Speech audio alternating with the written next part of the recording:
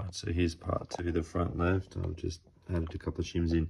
Now, is this going to increase wear on the inside of these bushes? Absolutely, because you're translating a bit of force to the end of that. So is this going to work long term? Probably not.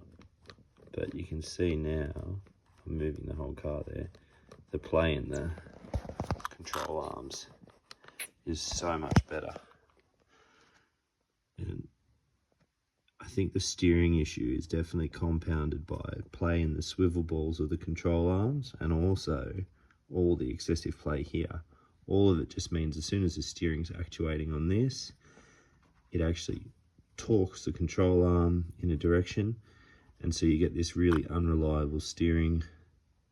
And yeah, that's just my thought anyway. Totally new to this, total rookie, but let's see how it wears. I broke a set of control arms. I've got more on order, so this is just a trial. I've just sprayed it all with Teflon spray, dry spray, to keep the dirt out, well, stop attracting dirt. I've got a shid pin here. I'm going to have to epoxy that and re-drill and tap a new screw. I've got screws on order. Fasteners are terrible, as everyone knows, so I've got some stainless stuff on order.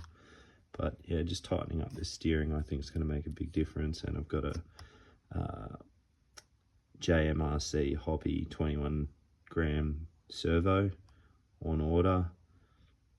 This servo is definitely too weak, because everyone knows this, but as soon as you prop it up, it'll return to neutral really easily as soon as it's loaded, particularly with these kind of tires, and even more so if you're on you know, grass or anything like that. It just won't turn the wheels unless you're moving.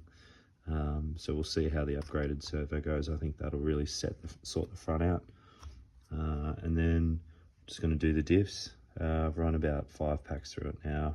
Haven't checked the diffs.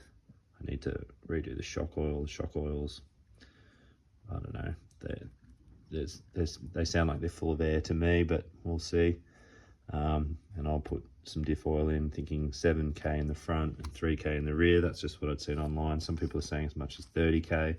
I know the 14302 has 50k in the front, and then just a very light oil or a grease in the rear.